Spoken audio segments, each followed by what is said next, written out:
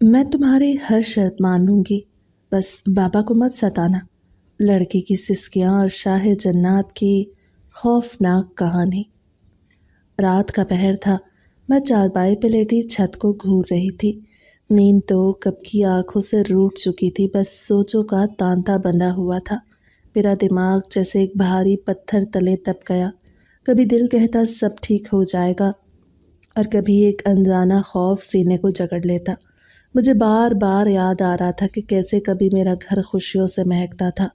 اماں ہنستی تھیں، ابا محفل میں بات کرتے تو سب داد دیتے تھے، ہم بہن بھائی کھیل کود میں مگن رہتے اور کوئی فکر نہیں تھی۔ پھر وقت نے ایسی کروٹ بدلی کہ سب کچھ بدل گیا۔ ابا نے اپنی جوانی میں جادو ٹونے کا کام شروع کیا۔ لوگوں نے انہیں ڈرایا کہ یہ حرام ہے، لیکن وہ دولت کے لالچ میں آگے بڑھتے گئے۔ شروع میں تو گھر میں پیسے آنے لگے، ہم سب اچھے کھانے کھاتے اور اچھا پہنتے، لیکن پھر وہی عمل الٹا پڑ گیا۔ جو کچھ بھی ابا نے کیا تھا وہ ان کے اپنے ہی گلے کا پھندا بن گیا۔ کاروبار ختم ہو گیا، لوگ کترانے لگے، کسی نے رشتہ نہیں دینا تھا، نہ ہی ہمارے دروازے پہ آنا تھا۔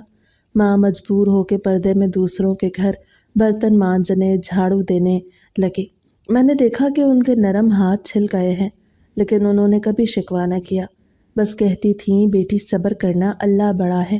لیکن میرا دل ٹوٹتا تھا ان کے حال پہ۔ ریحانہ، تم گریجویشن کر لو، بس تمہارے ہاتھ میں ڈگری آئے گی تو ہمارے دن بدل جائیں گے۔ اماں کا یہی جملہ میرے دل پہ نقش تھا، لیکن جب ڈگری ہاتھ میں آئی تو حالات اور تلخ نکلے۔ میں جس دفتر گئی وہاں سے خالی ہاتھ لوٹی۔ ہر بار شرمندگی، ہر بار مایوسی، کبھی کوئی بہانہ، کبھی سفارش کا سوال، کبھی سیدھا انکار، جیسے میری تقدیر دروازے بند کیے بیٹھی ہو۔ گھر آتی تو اماں کی نظریں سوال کرتی، بیٹی کچھ بنا کہ نہیں، اور میں ہنس کے ٹال دیتی۔ اندر ہی اندر ٹوٹ جاتی تھی۔ میں چھوٹے بہن بھائیوں کو دیکھتی تو دل خون کے آنسو ہوتا۔ وہ معصوم ہیں، کیا قصور ہے ان کا، لیکن وہ بھی مجبور ہیں۔ پڑھائی کا خواب ان کے لیے بس خواب ہی بن گیا۔ جب ماسٹر جی فوت ہوئے تو ہمارے گاؤں کا اسکول بند ہو گیا اور وہ دونوں ان پڑھ رہ گئے۔ ابا کے اعمال کی سیاہی ہم سب کے چہروں پہ لکھی تھی، اور سب لوگ ہمیں ترس اور نفرت کے ملے جلے انداز میں دیکھتے تھے۔ ابا بالکل بولنے کے قابل بھی نہیں تھے، بستر سے لگے رہتے، آنکھوں میں ایک وحشت تھی جیسے کوئی ان کو اندر ہی اندر کھا رہا ہو۔ کبھی کبھی وہ ہونٹ ہلانے کی کوشش کرتے پر آواز نہ نکلتی۔ میں سمجھتی تھی کہ یہ ان کے پرانے اعمال کا نتیجہ ہے، لیکن میری سمجھ سے باہر تھا کہ ان کے اوپر والے کمرے کی حقیقت کیا ہے۔ 10 سال پہلے جب میں محض 10 برس کی تھی، تب ابا نے اوپر والے کمرے کو بند کیا تھا۔ وہ کہتے تھے یہاں ان کے علم و ادب کے کاغذات اور سامان ہیں، اور کوئی وہاں نہ جائے۔ پھر انہوں نے موٹا سا تالا ڈال دیا، اور چابی کہاں گئی کسی کو نہیں پتا۔ ابا کی سختی ایسی تھی کہ نہ میں نے کبھی ہمت کی، نہ ہی اماں نے۔ لیکن جب سے ابا بیمار ہوئے اور بستر پہ جا گرے، تب سے میرا دل عجیب سا کھچاؤ محسوس کرنے لگا، جیسے اوپر سے مجھے بار بار کوئی آواز دے رہا ہو۔ کئی بار رات کے سناٹے میں زنجیروں کے ہلنے کی آواز آتی، کبھی قدموں کی چاپ سنائی دیتی، کبھی ہلکی ہلکی کراہیں سنائی دیتی۔ پہل تو میں ڈر کے لحاف اوڑھ لیتی، لیکن پھر ایک رات حوصلہ جمع کیا اور اماں سے کہا، اماں کیا آپ کو بھی اوپر سے کچھ آواز آتی ہے؟ وہ گھبرا کے بولی، ریحانہ یہ سب تمہارا وہم ہے، اپنی فکر کرو اور اللہ کا نام لے کے سو جایا کرو۔ مگر ان کے لہجے میں بھی لرزاہٹ تھی، جیسے وہ بھی کچھ جانتی ہوں لیکن چھپانا چاہتی ہوں۔ میں نے ضد کی، اماں کم از کم ایک بار میرے ساتھ چلیں دیکھنے، مگر انہوں نے سختی سے منع کیا کہ بیٹی وہ ابا کے کمرے کا معاملہ ہے، ہم عورتوں کو دخل نہیں دینا چاہیے۔ لیکن دل کو سکون کہاں ملتا۔ اس رات جب سب سو گئے میں کروٹیں بدلتی رہی، پھر اچانک وہی آواز آئی، زنجیروں کے رگڑنے کی، جیسے کوئی قید ہو اور چھٹکارے کی کوشش کر رہا ہو۔ دل کی دھڑکن تیز ہوئی، میرے ہاتھ پسینے میں بھیگ گئے۔ میں نے آنکھیں بند کر کے اللہ کا نام لیا اور دبے قدموں سے باہر نکل آئی۔ صحن میں ٹھنڈی ہوا تھی، لیکن میرے دل کی دھڑکن آگ کی طرح تیز تھی۔ میں نے سیڑھیوں کی طرف قدم بڑھایا۔ ہر سیڑھی پہ ایسا لگتا تھا جیسے زمین ہل رہی ہو اور میرے قدم میرا ساتھ نہ دیں۔ اوپر پہنچ کر میں نے دروازے کو دیکھا، وہی پرانا زنگ آلود تالا لگا ہوا تھا، لیکن حیرت کی بات یہ تھی کہ تالا بند ہونے کے باوجود اندر سے ہلکی ہلکی آوازیں آ رہی تھیں، جیسے کوئی کراہ رہا ہو۔ میرے قدم کانپنے لگے۔ میں نے چاروں طرف دیکھا، سب خاموش سوئے تھے، صرف میں اور وہ کمرہ جاگ رہے تھے۔ دل نے کہا مت کھول، لیکن تجسس نے ہمت دی۔ میں نے ہاتھ آگے بڑھایا اور تالا چھونے لگی تو حیرت ہوئی کہ تالا بند ضرور تھا مگر ہلنے سے خود بخود کھل گیا۔ دروازہ آہستہ آہستہ چرچراتا ہوا کھلا اور اندر کی بدبو نے میرا دم گھونٹ دیا، جیسے کئی سالوں سے لاش گل سڑ رہی ہو۔ میں نے ناک پہ ہاتھ رکھا لیکن میری آنکھیں سامنے کے منظر پہ جم گئیں۔ کمرے کی دیواروں پہ تازہ خون کے دھبے پھیلے ہوئے تھے، زمین پر ٹوٹے ہوئے برتن بکھرے تھے اور کمرے کے بیچوں بیچ ایک جوان لڑکا زنجیروں میں جکڑا ہوا پڑا تھا۔ اس کے جسم پہ گہرے زخم تھے، خون بہہ رہا تھا اور وہ بے ہوش سا کراہ رہا تھا۔ میں پیچھے ہٹنے لگی لیکن اس نے آنکھ کھول کے میری طرف دیکھا۔ اس کی آنکھوں میں ایسی آگ تھی جیسے کوئی برسوں کے بعد روشنی دیکھ رہا ہو۔ وہ کپ کپاتی آواز میں بولا، پانی دو پلیز، مجھے پانی دو۔ میرا دل دہل گیا۔ میں نے کانپتے ہاتھوں سے لوٹا بھرا اور اس کے ہونٹوں سے لگایا۔ وہ لالچ کی طرح پینے لگا، پھر ہلکی آواز میں بولا، تم کون ہو اور مجھے کیوں دیکھ رہی ہو؟ میں کچھ نہ بولی، بس ساکت کھڑی رہی۔ اس نے پھر کہا، ڈرو مت، میں تمہیں کچھ نہیں کہوں گا، بس میرا راز کسی کو مت بتانا، میری جان خطرے میں ہے، اگر تم نے کسی کو بتایا تو وہ مجھے مار ڈالے گا۔ میں نے کانپتی آواز میں کہا، تم کون ہو اور یہاں کیوں بندھے ہو؟ اس نے زخموں سے چور جسم کو سیدھا کرنے کی کوشش کی اور آہستہ سے کہا، یہ سوال تمہیں وقت پہ پتہ چلے گا، لیکن ابھی بس اتنا یاد رکھو کہ میں یہاں اپنی مرضی سے نہیں ہوں۔ مجھے قید کیا گیا ہے 10 برسوں سے، اور اب تم نے مجھے دیکھ لیا ہے، اس لیے اب ہماری قسمتیں جڑ گئی ہیں۔ میں نے ڈرتے ڈرتے کہا، کس نے تمہیں قید کیا؟ لیکن وہ خاموش ہو گیا، بس اپنی آنکھوں میں ایک درد لیے مجھے گھورتا رہا۔ میں نے پلٹنے کی کوشش کی لیکن اس کی کراہوں نے میرے قدم روک لیے۔ میں نے سوچا، اگر یہ بے گناہ ہے تو کس جرم میں یوں سڑ رہا ہے، اور اگر مجرم ہے تو ابا نے اسے کیوں قید کیا؟ یہ سب ابا کے گناہوں کی کوئی اور شکل ہے یا کوئی انتقام ہے جو ہمارے خاندان کو کھا رہا ہے؟ میرے دل میں ہزار سوال تھے اور جواب کوئی نہیں تھا، بس ایک خوفناک حقیقت سامنے تھی کہ اوپر والے کمرے میں ایک انسان نما قیدی ہے جس کی آنکھوں میں ایسا راز ہے جو ہماری پوری زندگی بدل سکتا ہے۔ میں نے جب پہلی بار اس کے ہونٹوں سے پانی لگایا تو مجھے اپنی ہی سانسوں کی آواز سنائی دے رہی تھی۔ وہ لالچ کی طرح گھونٹ بھر رہا تھا جیسے برسوں سے اس کے گلے سے ایک بوند نہ اتری ہو۔ اس کے ہونٹ پھٹے ہوئے تھے اور آنکھوں میں ایک عجیب سی روشنی جھلک رہی تھی۔ میں نے ڈرتے ڈرتے لوٹا پیچھے رکھا تو اس نے آہستہ کہا، شکریہ، مجھے نہیں یاد کہ آخری بار کس نے مجھ پہ رحم کیا تھا۔ تمہارے ہاتھ کی ایک بوند میرے لیے زندگی کی امید بن گئی ہے۔ میں خاموش کھڑی اسے دیکھ رہی تھی، میرا دل تیز دھڑک رہا تھا۔ میں نے پہلی بار کسی کو یوں زنجیروں میں جکڑا دیکھا تھا، اور وہ بھی ہمارے ہی گھر کے اوپر والے کمرے میں۔ وہ کراہتے ہوئے بولا، تم کون ہو اور یہاں کیسے آئیں؟ میں نے ہچکچاتے ہوئے کہا، میرا نام ریحانہ ہے، یہ میرا ہی گھر ہے اور یہ کمرہ برسوں سے بند تھا، آج پہلی بار کھلا تو تمہیں دیکھا۔ وہ حیران ہو کے بولا، تو تم اس شخص کی بیٹی ہو جس نے مجھے قید کیا؟ میں ساکت ہو گئی اور فوراً سوال کیا، تمہیں میرے ابا نے قید کیا ہے؟ کیوں؟ اس سے زخمی سانس لیتے ہوئے کہا، ہاں، 10 سال پہلے تمہارے ابا نے مجھے دھوکے سے قابو کیا اور ان زنجیروں میں جکڑ دیا جو عام انسانوں کی بنائی ہوئی نہیں ہیں۔ یہ جادو کی زنجیریں ہیں اور ان سے چھٹکارا تب تک ممکن نہیں جب تک کوئی اپنے دل کی سچائی سے انہیں توڑے۔ میں اس کے چہرے کی طرف دیکھتی رہی اور میری زبان بند ہو گئی۔ مجھے یاد آیا کہ واقعی 10 برس پہلے ابا نے اوپر والے کمرے کو تالا لگایا تھا اور کہا تھا کہ وہاں ان کے علم و ادب کی چیزیں ہیں، لیکن حقیقت یہ تھی کہ وہاں ایک زندہ انسان یا شاید انسان سے بھی بڑھ کے کوئی مخلوق قید تھی۔ اس نے آہستہ سے کہا، ریحانہ، تم میری مدد کیوں کر رہی ہو؟ میں نے کانپتے ہوئے جواب دیا، مجھے خود سمجھ نہیں آ رہا، بس تمہاری حالت دیکھ کے دل نہیں مانا۔ میں نے تمہیں پانی دیا لیکن تم یہ سب ابا کے خلاف کیوں کہہ رہے ہو؟ وہ تو ایک بیمار شخص ہیں، بستر سے لگے ہوئے ہیں، تمہارا ان سے کیا جھگڑا ہو سکتا ہے؟ وہ ہنسنے کی ناکام کوشش کرتا ہوا بولا، تمہیں نہیں معلوم تمہارے ابا نے اپنی جوانی میں کیسا کھیل کھیلا تھا۔ وہ دولت کے لالچ میں ہمارے قبیلے کے ساتھ معاہدہ کرنے آیا تھا، جادو سیکھنے آیا تھا، طاقت چاہتا تھا۔ ہم نے اسے کئی بار روکا کہ انسانوں کے لیے یہ علم نقصان دہ ہے، لیکن وہ نہ مانا، اور جب ہم نے اسے واپس دھکیلنے کی کوشش کی تو اسے دھوکے سے مجھے قید کر لیا۔ وہ میرا خون اپنے جادو میں استعمال کرنا چاہتا تھا، کیونکہ میں کوئی عام مخلوق نہیں بلکہ ایک جن زادہ ہوں۔ میری رگوں میں شاہی خون ہے اور یہی خون جادوگروں کے لیے سب سے بڑی طاقت مانا جاتا ہے۔ میں نے چونک کے کہا، جن زادہ؟ یعنی تم ایک جن ہو؟ لیکن تم تو انسانوں جیسے لگتے ہو۔ وہ تلخ ہنسی ہنسا اور بولا، یہی تو ہمارا کمال ہے، ہم انسانوں کی شکل میں بھی رہ سکتے ہیں، لیکن ہماری اصل پہچان کچھ اور ہے۔ تمہارے باپ نے 10 برس تک میرے خون کے ایک قطرے سے اپنے ٹونے چلائے، مگر اس کا انجام دیکھ لو۔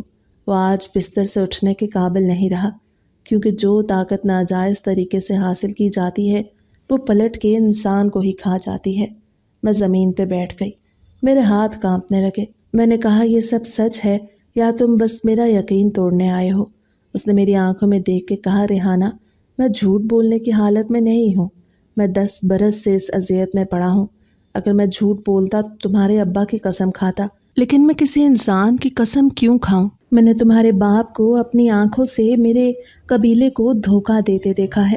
وہ ہمارے دربار میں گیا تھا، اسے ہاتھ جوڑے تھے، وعدے کیے تھے، اور پھر پیٹھ پیچھے حملہ کر کے مجھے اپنے ساتھ کھینچ لایا اور ان زنجیروں میں ڈال دیا۔ تم سوچ بھی نہیں سکتی میں نے کن راتوں کو گزارا ہے، کبھی بھوکا، کبھی پیاسا، کبھی خون بہتا، کبھی اندھیرے میں سانس رکتی، لیکن کوئی نہ آیا۔ آج تم پہلی ہو جس نے مجھے چھوا ہے، مجھے پانی دیا ہے۔ تمہیں خبر بھی نہیں کہ تمہارا یہ چھوٹا سا عمل میرے لیے زندگی کا قرض ہے، لیکن میں تم سے ایک التجا کرتا ہوں کہ میرے بارے میں کسی کو کچھ نہ بتانا۔ میری جان خطرے میں ہے۔ اگر کسی کو خبر ہو گئی کہ میں زندہ ہوں تو تمہارے ابا کے پرانے ساتھی مجھے ختم کرنے کے لیے آئیں گے اور شاید تمہیں بھی نقصان پہنچائیں گے۔ میں نے کپ کپ آتے ہوئے کہا، میں کیوں کسی کو بتاؤں گی؟ لیکن یہ سب جان کے میرا دم گھٹ رہا ہے۔ تم کہہ رہے ہو میرے ابا نے تمہیں قید کیا، تمہارا خون استعمال کیا، لیکن وہ تو اب بے بس ہے، وہ اب کیسے خطرہ بن سکتے ہیں؟ وہ بولا، ریحانہ، تمہارے ابا کی بیماری حقیقت ہے، لیکن وہ جو کچھ کر چکے ہیں اس کی نحوست تم سب پہ بھاری ہے۔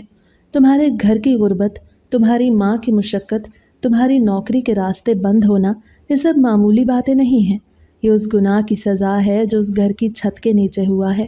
تمہارے ابا نے اپنے لالچ میں ہمارے قبیلے کی بددعا لی ہے، اور بددعا کبھی خالی نہیں جاتی۔ میں نے روتے ہوئے کہا، تو پھر میں کیا کروں؟ میں تو خود بے بس ہوں، میرے پاس نہ طاقت نہ کوئی سہارا، صرف اماں ہیں اور چھوٹے بہن بھائی۔ اس نے میری آنکھوں میں دیکھا اور بولا، تمہارے اندر طاقت ہے، لیکن تمہیں خود اس پہ یقین کرنا ہوگا۔ ابھی کے لیے بس اتنا کرو کہ میرے زخموں پہ مرہم رکھ دو اور کسی سے ذکر نہ کرنا۔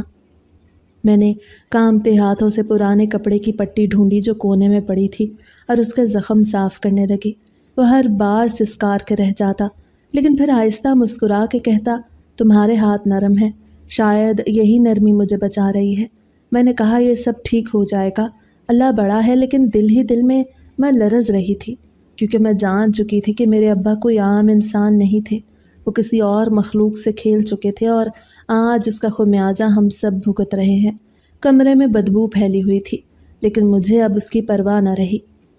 میری سوچوں میں صرف یہی گونج رہا تھا کہ میرا باپ، جسے میں ایک بیمار اور بے بس انسان سمجھتی تھی، وہ دراصل کسی جن زادہ کو قید کر چکا ہے، اس کی رگوں سے طاقت نچوڑ چکا ہے، اور اب ہم اس کے گناہوں کا بوجھ اٹھا رہے ہیں۔ میں نے دل ہی دل میں طے کر لیا کہ یہ راز کسی کو نہیں بتاؤں گی، لیکن ساتھ یہ بھی مان گئی کہ میرا باپ کبھی بھی ایک عام انسان نہیں رہا، وہ کسی اور دنیا کے کھیل میں کود پڑا تھا جس نے ہماری دنیا اجاڑ دی۔ دن بھر میں خود کو ایسے ظاہر کرتی جیسے میں ایک عام لڑکی ہوں، بس گھر کے کاموں میں اماں کا ہاتھ بٹاتی، کبھی چھوٹے بہن بھائیوں کے ساتھ پڑھنے بیٹھ جاتی، کبھی چولہے پہ روٹیاں لگاتی اور کبھی صحن میں پانی چھڑک کے ٹھنڈک پیدا کرتی، لیکن اندر سے میرا دل ہر وقت اوپر والے کمرے کی طرف کھنچتا رہتا، جیسے وہاں کوئی میرا انتظار کر رہا ہو، اور جب رات کے 12 بجتے تو مجھے ایک سکون سا محسوس ہوتا۔ میں دبے قدموں سے کچن میں جاتی، دودھ گرم کرتی، اس میں ہلدی ڈالتی کہ زخموں کو آرام ملے، پھر کسی صاف کپڑے سے چھوٹا سا تھال بناتی، اس میں دودھ کا گلاس رکھتی، کچھ کھجوریں ساتھ ڈالتی اور ایک پٹی کپڑے کی لے کے سیڑھیوں کی طرف بڑھ جاتی۔ میری سانسیں تیز ہوتیں، دل خوف سے کانپ رہا ہوتا کہ کہیں اماں جاگ نہ جائیں یا کوئی آہٹ نہ سن لیں، لیکن پھر بھی میں ہر رات یہ سب کرنے لگی، اور جب اوپر کا دروازہ کھولتی تو وہ مجھے دیکھتے ہی جیسے ان کی آنکھوں میں روشنی بھر جاتی، وہ خاموش ہو جاتے جیسے کسی قید پرندے کو دانہ مل گیا ہو۔ میں ان کے قریب بیٹھتی، ان کے زخموں کی مرہم پٹی کرتی، کبھی وہ سسکار کے رہ جاتے تو میرا دل کانپ اٹھتا۔ میں کہتی برداشت کرو، یہ تمہیں ٹھیک کرنے کے لیے ہے۔ وہ آہستہ کہتے تمہارے ہاتھوں میں عجیب سی شفا ہے۔ میں ہنسنے لگتی اور کہتی یہ شفا نہیں، بس ہمدردی ہے، میں چاہتی ہوں کہ تم جلدی سے ٹھیک ہو جاؤ۔ وہ دودھ کا گلاس ہاتھ میں لیتے تو پہلے مجھے دیکھتے جیسے پوچھ رہے ہوں کہ یہ سب کیوں کرتی ہو، اور پھر آہستہ آہستہ پی جاتے اور ہر گھونٹ کے بعد کہتے تم نے مجھے زندگی لوٹا دی ہے۔ میں ان کے سامنے زیادہ بات نہیں کرتی تھی، لیکن ان کے چہرے کے تاثرات جیسے دل کی زبان بن گئے تھے۔ میں جانتی تھی کہ وہ تکلیف میں ہے، لیکن پھر بھی جب میری آنکھوں میں جھانکتے تو مجھے لگتا جیسے سب دکھ بھول گئے ہوں۔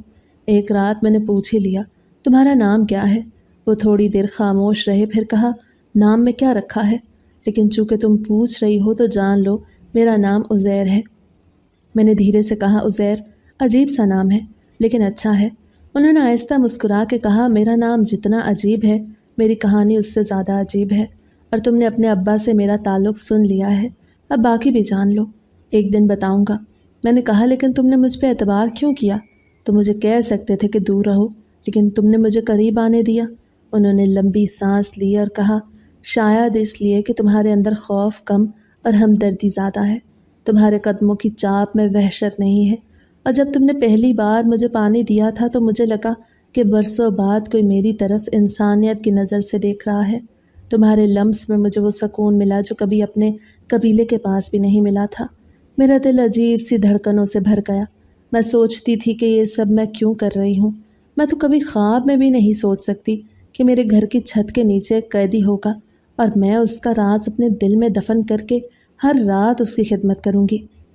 لیکن نہ جانے کیوں مجھے لگنے لگا کہ شاید یہ سب تقدیر کا لکھا ہے۔ میں اکثر ان سے پوچھتی تو میرے ابا کے بارے میں برا سوچتے ہو یا اب بھی بدلہ لینا چاہتے ہو؟ تو وہ خاموش ہو جاتے اور صرف میری طرف دیکھتے، جیسے کہہ رہے ہوں کہ تمہاری موجودگی نے ان کے دل کی سختی کم کر دی ہے۔ ایک رات جب میں ان کے زخم پہ مرہم رکھ رہی تھی تو انہوں نے پہلی بار میرا ہاتھ پکڑ لیا۔ میرا دل جیسے دھڑکنا بھول گیا، میں کانپنے لگی اور کہا یہ کیا کر رہے ہو؟ چھوڑو میرا ہاتھ۔ وہ مسکرا کے بولے ڈرو مت، تم نے مجھے آزاد کیا ہے ریحانہ، اگر تم نہ ہوتی تو شاید یہ 10 برس میں ان زنجیروں میں سکڑ کے ختم ہو جاتا، لیکن تم نے مجھے جینے کی وجہ دی ہے، تمہارے ایک ایک عمل نے میرے دل پہ نقش چھوڑ دیا ہے۔ میں تمہیں یہ وعدہ کرتا ہوں کہ میں تمہارے احسان کا بدلہ زندگی بھر دوں گا۔ میں اس لمحے جیسے کسی اور ہی دنیا میں کھو گئی تھی، میری آنکھوں سے آنسو نکل آئے۔ میں نے کہا میں نے تو کچھ نہیں کیا، بس انسانیت کے ناطے تمہاری مدد کر دی۔ انہوں نے کہا نہیں، تم نہیں جانتی، تم نے مجھے اس قید سے آزاد کر دیا ہے جو میرے جسم پہ تھی، تمہارے لمس نے میرے دل کی زنجیریں توڑ دی ہیں۔ وہ جملہ میرے دل میں بجلی کی طرح گرا، تم نے مجھے آزاد کیا، یہ الفاظ میرے کانوں میں گونجتے رہے۔ میں پلکیں جھکائے بیٹھی رہی اور سوچتی رہی کہ شاید واقعی میں نے کچھ کیا ہے جو میرے لیے بھی حیران کن ہے۔ ان دنوں میں اپنے اندر ایک عجیب سا سکون محسوس کرنے لگی تھی۔ گھر کی غربت، فکر اور ابا کی بیماری اپنی جگہ، لیکن اوپر والے کمرے کی وہ خفیہ ملاقاتیں میرے لیے زندگی کا سہارا بن گئی تھیں۔ میں ہر دن اسی لمحے کا انتظار کرتی جب سب سو جائیں اور میں دودھ گرم کروں اور عزیر کے پاس جاؤں، ان کے زخموں پر مرہم رکھوں۔ وہ مجھ سے کم بولتے تھے، لیکن ان کی خاموشی میں بھی ایک رشتہ جنم لینے لگا تھا۔ ان کی آنکھوں کا سکون، ان کی مسکراہٹ کا ہلکا سا عکس میرے دل پہ ایسا نقش چھوڑ گیا تھا جو مٹنے والا نہیں تھا۔ کبھی وہ کھجور کھاتے ہوئے مجھے دیکھتے اور کہتے تمہیں پتہ ہے یہ چھوٹی سی کھجور میرے لیے جنت سے کم نہیں۔ میں ہنس کے کہتی جنت کا ذکر نہ کرو، مجھے ڈر لگتا ہے، تو وہ کہا لگاتے اور کہتے تمہیں ڈر کی کیا ضرورت ہے، تم نے تو مجھے جنت دکھا دی ہے۔ میں نے پہلی بار محسوس کیا کہ میرا دل بھی بدل رہا ہے۔ مجھے لگنے لگا کہ شاید وہی میری دعا کا جواب ہے جنہیں اللہ نے بھیجا تاکہ میرے گھر کی نحوست ختم ہو سکے اور ہم سب کے دن بدل جائیں۔ میں سوچتی کہ اگر وہ آزاد ہو گئے تو ہماری مدد ضرور کریں گے، لیکن یہ بھی ڈر لگتا تھا کہ اگر کسی کو خبر ہو گئی تو سب کچھ تباہ ہو جائے گا۔ ان دنوں میں نے اپنے دل پہ ایک راز کا بوجھ اٹھا لیا، لیکن وہ بوجھ مجھے میٹھا لگنے لگا تھا، جیسے یہ میرا اپنا انتخاب ہو۔ اور ایک رات جب عزیر نے صاف صاف کہا کہ میں تمہارے احسان کا بدلہ اپنی زندگی سے دوں گا تو مجھے اچھا لگا۔ شاید یہ راز میری تقدیر کا حصہ ہے اور میری زندگی کا نیا دروازہ یہیں سے کھلنے والا ہے۔ میں نے کئی راتیں اس کی خدمت میں گزار دیں۔ اس کے زخم بھرنے لگے، اس کے چہرے پہ جو پلاہٹ تھی وہ کچھ کم ہونے لگی، اس کے بال بھی اب بکھرے بکھرے نہیں رہتے تھے۔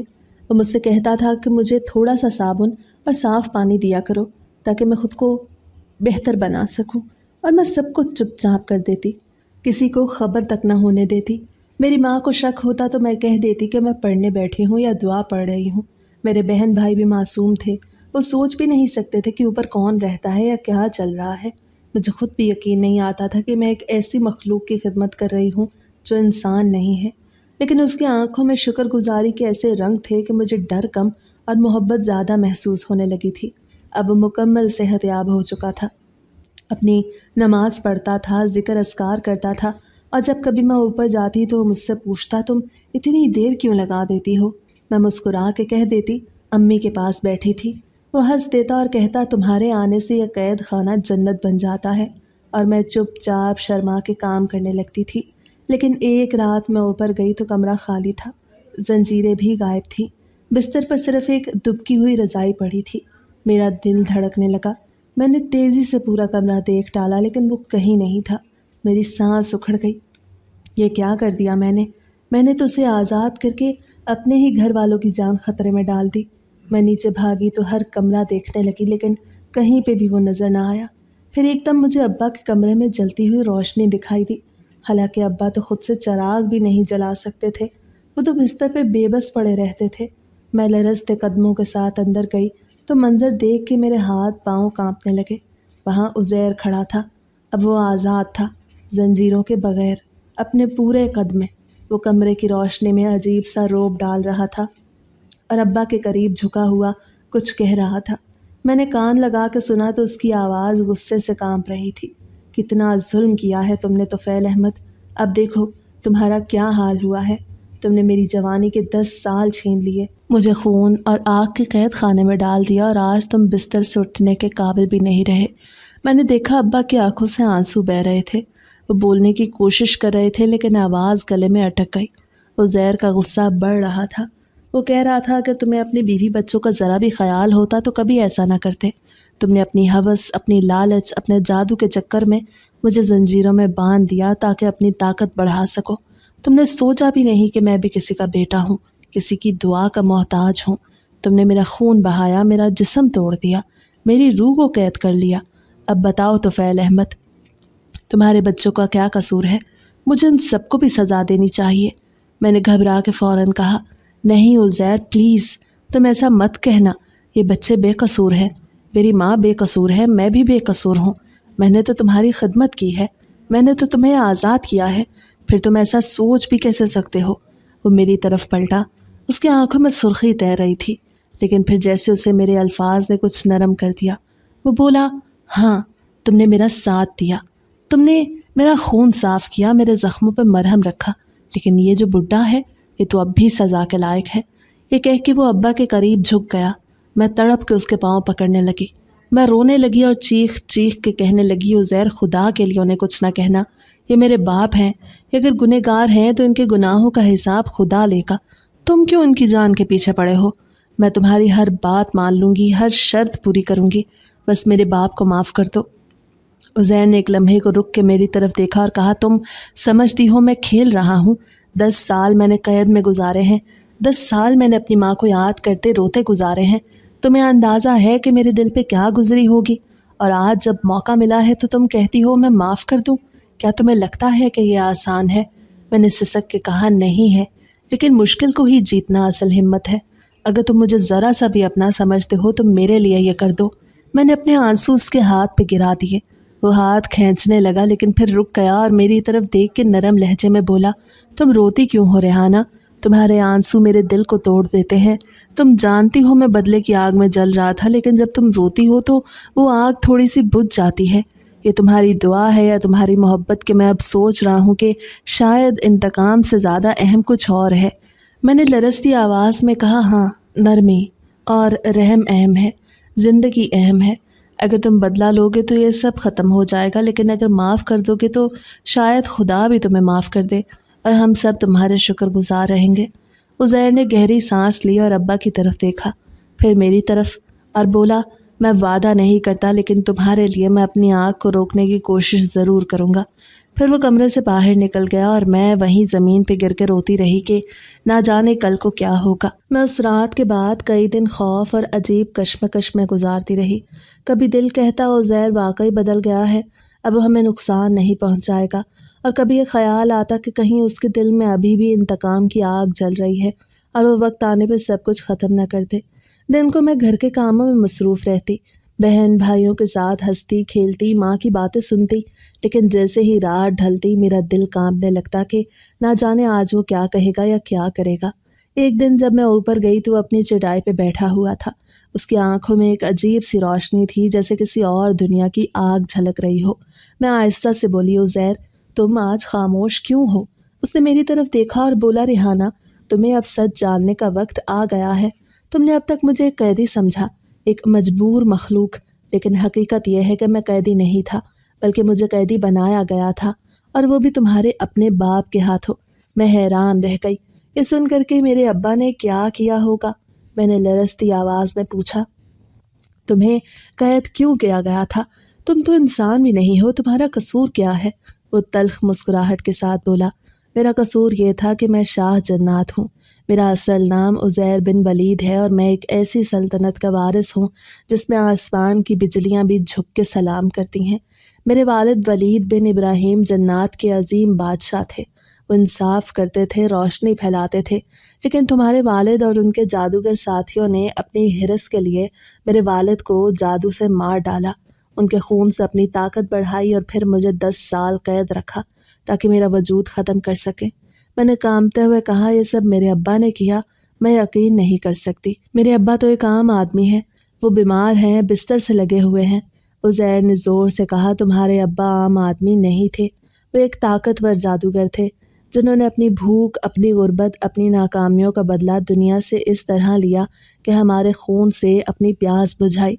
लेकिन रिहाना सुनो, तुमने मेरे ज़ख्मों पे मरहम रखा, तुमने मुझे पानी पिलाया, जब मैं भूखा था तो खिलाया। अगर तुम ना होती तो शायद मैं कभी दोबारा अपनी ताकत न समेट पाता। आज मैं अपनी हकीकत बता रहा हूँ क्योंकि अब मैं तुम पे यकीन करने लगा हूँ। मैंने कहा, शाह जन्नात, तुम मेरे सामने बैठे हो तो क्या वाकई तुम वही बादशाह हो जिसे बचपन में कहानियों में सुनती थी? वो मुस्कुराया और बोला, हाँ रिहाना, वो कहानियाँ झूठ नहीं थी। मेरी सल्तनत ज़मीन के नीचे रोशनी और महलों से भरी हुई है, जहाँ न भूख है, न प्यास, न गुर्बत। वहाँ सब कुछ मेरे हुक्म पे चलता है। लेकिन 10 साल से वो सल्तनत मेरे बगैर सूनी है। मेरी रियाया मेरा इंतज़ार कर रही है और मैं यहाँ इंसानों के हाथों कैद था। ये मेरा नहीं, तुम्हारे वालिद का गुनाह था। मैं साकित खड़ी उसे देखती रही कि जो लड़का जंजीरों में पड़ा था वो असल में एक दुनिया का हुक्मरान है।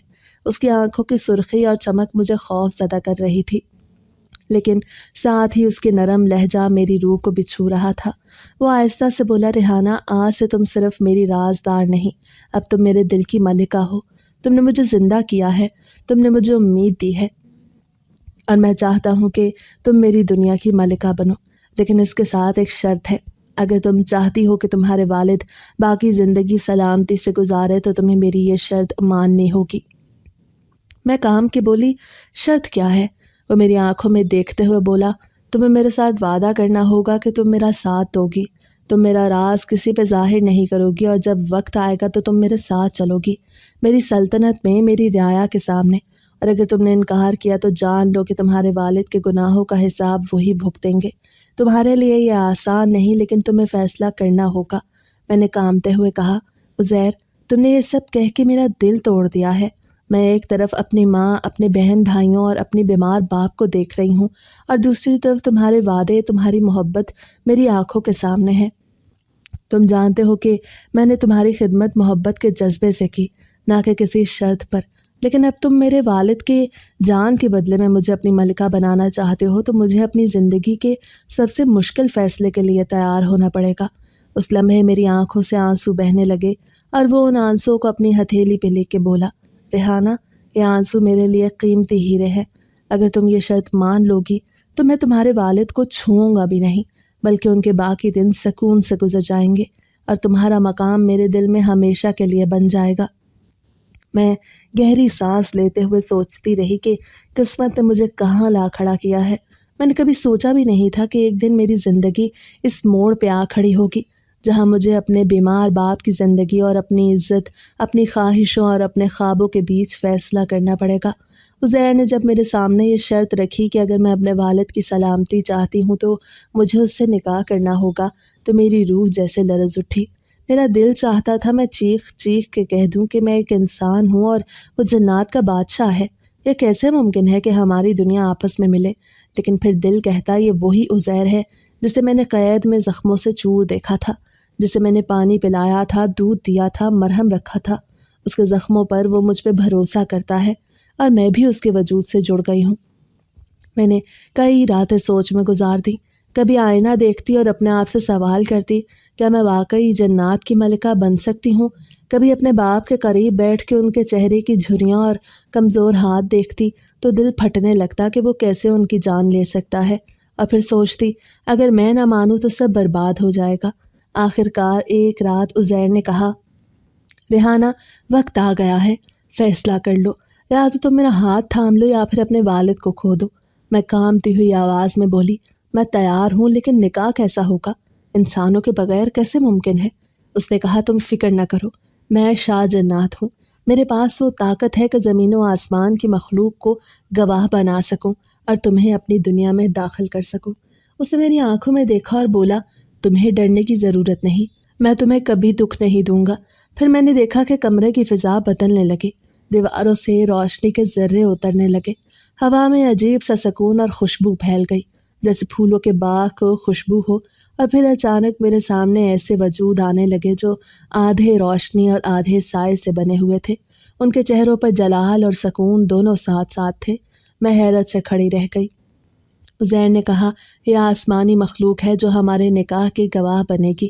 پھر اس نے ایک بلند آواز میں کلمات پڑھے، میں نے کانپتے ہوئے اس کے پیچھے دہرا دیے۔ میری زبان لرز رہی تھی لیکن میرے دل میں ایک عجیب سا سکون اتر رہا تھا، جیسے میں اپنے نصیب کے راستے پہ چل پڑی ہوں۔ اور پھر وہ لمحہ آیا جب اس نے کہا، اب تم میری دلہن ہو، تم شاہ جنات کی ملکہ ہو، میرے دل کی ملکہ ہو۔ اس فضا میں ایک نور پھیل گیا جس نے میری آنکھوں کو چکا چوند کر دیا۔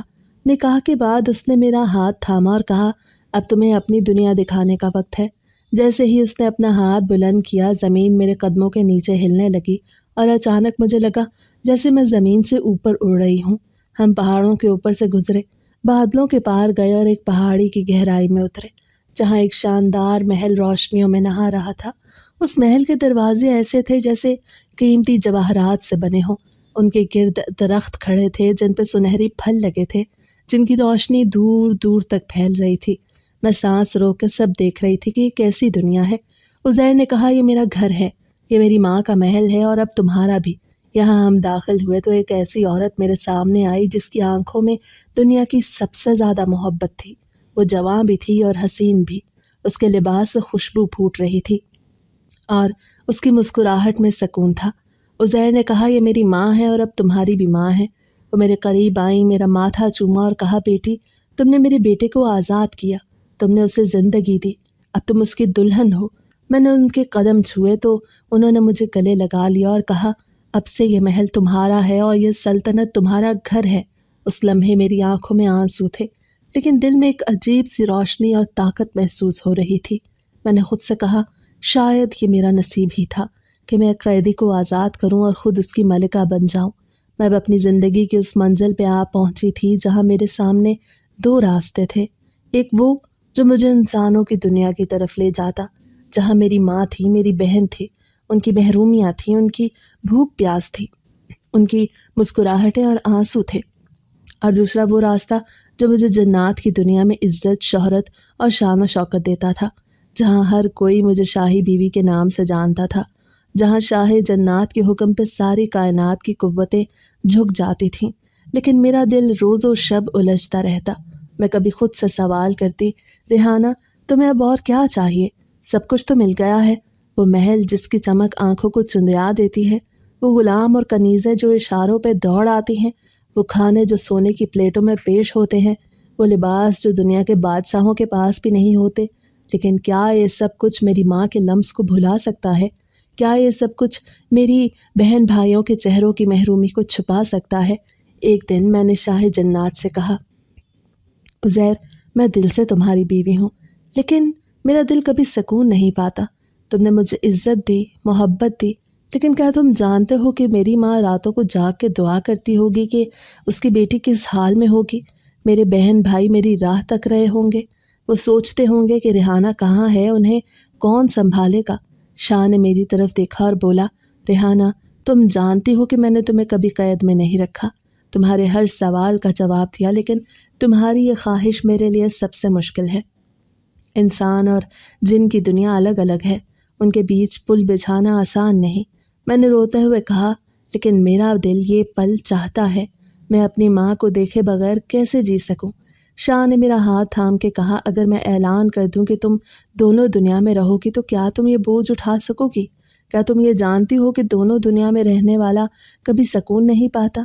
میں نے آنسو پونچھتے ہوئے کہا، سکون تو مجھے اب بھی نہیں ملتا، مجھے یہ بوجھ اٹھانا ہی ہوگا۔ اس پر شاہ نے کہا، تو پھر سن لو ریحانہ، آج کے بعد تم دونوں دنیا میں رہو گی، لیکن اس فیصلے کے اپنے خطرے ہیں اور اپنی آزمائشیں ہیں۔ تمہیں دونوں طرف کے دکھ سہنے ہوں گے اور دونوں طرف کی خوشیوں کا ذمہ بھی لینا ہوگا۔ میں نے کہا، مجھے منظور ہے، بس مجھے میری ماں اور بہن بھائیوں سے ملنے کی اجازت دے دو۔ اس پہ وہ مسکرا کے بولا، کل رات تمہیں لے جاؤں گا، لیکن یاد رکھنا یہ ملاقات تمہارے لیے آسان نہیں ہوگی۔ اگلی رات جب اس نے میرا ہاتھ پکڑا اور مجھے انسانی دنیا کی طرف لے کے گیا تو میرا دل تیز دھڑک رہا تھا۔ میں اپنی بستی کے قریب پہنچی تو وہی پرانا مکان، وہی شکستہ دیواریں، وہی صحن، میری آنکھوں میں آنسو آئے۔ میری ماں چولہے کے پاس بیٹھی تھی، اس کے چہرے پہ تھکن کے آثار تھے۔ میرے بہن بھائی روٹی کے ایک ایک ٹکڑے پہ لڑ رہے تھے۔ میں نے آگے بڑھ کے اپنی ماں کو کہا، ماں، میں آ گئی۔ میری ماں نے چونک کے میری طرف دیکھا اور چیخ اٹھی، ریحانہ، تم کہاں تھی؟ میری جان، میں نے تمہیں ہر جگہ ڈھونڈا۔ میرے بہن نے لپٹتے ہوئے کہا، آپ ہمیں چھوڑ کے کہاں چلی گئیں؟ بھائی نے آنسو پونچھتے کہا، ہم نے سوچا شاید آپ ہمیں بھول گئیں۔ میں زاروں قطار رونے لگی اور کہا، نہیں، میں کبھی تمہیں بھول نہیں سکتی، میں تمہارے دلوں میں ہوں، میں تمہاری ہر دعا میں ہوں۔ شاہ تھوڑے فاصلے پہ کھڑا یہ منظر دیکھ رہا تھا۔ پھر میری ماں نے کہا، یہ کون ہے؟ میں نے کہا، یہ شاہ جنات ہے جس نے مجھے اپنی بیوی بنایا، اس نے میری حفاظت کی ہے۔ میری ماں گھبرا گئی اور بولی، بیٹی، یہ سب خطرناک کھیل ہے، یہ سب خواب ہے۔ میں نے کہا، نہیں اماں، یہ حقیقت ہے اور یہی میری تقدیر ہے۔ مگر اب شاہ نے مجھے اختیار دیا ہے کہ میں دونوں دنیا میں رہ سکتی ہوں، لیکن اماں یہ آسان نہیں ہوگا۔ میری ماں نے میرا ہاتھ پکڑ کے کہا، بیٹی، دنیا کا سکون صرف ایک جگہ رہنے میں ہے، لیکن اگر تمہیں دونوں دنیا میں رہنا ہے تو اپنے رب کو کبھی نہ بھولنا، کیونکہ اصل مدد وہی دے گا۔ میں نے روتے ہوئے کہا، اماں، مجھے دعا دو کہ میں یہ بوجھ اٹھا سکوں۔ میرے بہن بھائیوں نے کہا، ہم چاہتے ہیں آپ ہمارے ساتھ رہیں، آپ ہماری ہنسی دیکھیں، آپ ہماری پریشانیوں کو بانٹیں۔ شاہ آگے بڑھا اور بولا، میں وعدہ کرتا ہوں کہ ریحانہ جب چاہے گی اپنے گھر آ سکے گی، لیکن تمہیں بھی یہ ماننا ہوگا کہ اب وہ صرف تمہاری نہیں رہی، وہ میری بھی ہے۔ میری ماں نے کہا، بیٹی، ہم تمہیں خوش دیکھنا چاہتے ہیں، لیکن تمہاری یہ دوہری زندگی تمہیں تھکا دے گی۔ میں نے کہا، اماں، یہ میری آزمائش ہے، مجھے اس پہ پورا اترنا ہوگا۔ اس دن سے میری زندگی ایک نئے سفر میں داخل ہو گئی۔ دن کے وقت میں محل میں رہتی، جہاں جنات میرے آگے پیچھے پھرتے۔ رات کے وقت میں اپنی ماں کے پاس آتی، ان کے زخموں پہ مرہم رکھتی، اپنے بہن بھائیوں کے ساتھ کھیلتی۔ لیکن یہ زندگی جتنی حسین لگتی تھی اتنی ہی کٹھن تھی، کیونکہ جب میں محل میں ہوتی تو مجھے ماں کی فکر کھائے جاتی، جب میں ماں کے پاس ہوتی تو شاہ کی محبت مجھے اپنی طرف کھینچتی۔ اس کشمکش نے میری راتوں کی نیند چھین لی۔ میں کئی بار خود سے سوال کرتی کہ کیا یہ فیصلہ درست تھا، لیکن پھر اپنی ماں کے چہرے پہ روشنی دیکھتی تو لگتا، ہاں، یہ سب کچھ اسی کے لیے تو کیا۔ شاہ کبھی کبھی مجھ سے کہتا، ریحانہ، تم دن بدن کمزور ہو رہی ہو، میں تمہیں خوش دیکھنا چاہتا ہوں۔ میں کہتی، خوشی میرے لیے اب ایک ہی شکل میں ہے کہ میں دونوں دنیا کو سنبھال سکوں، چاہے اس میں میری جان کیوں نہ نکل جائے۔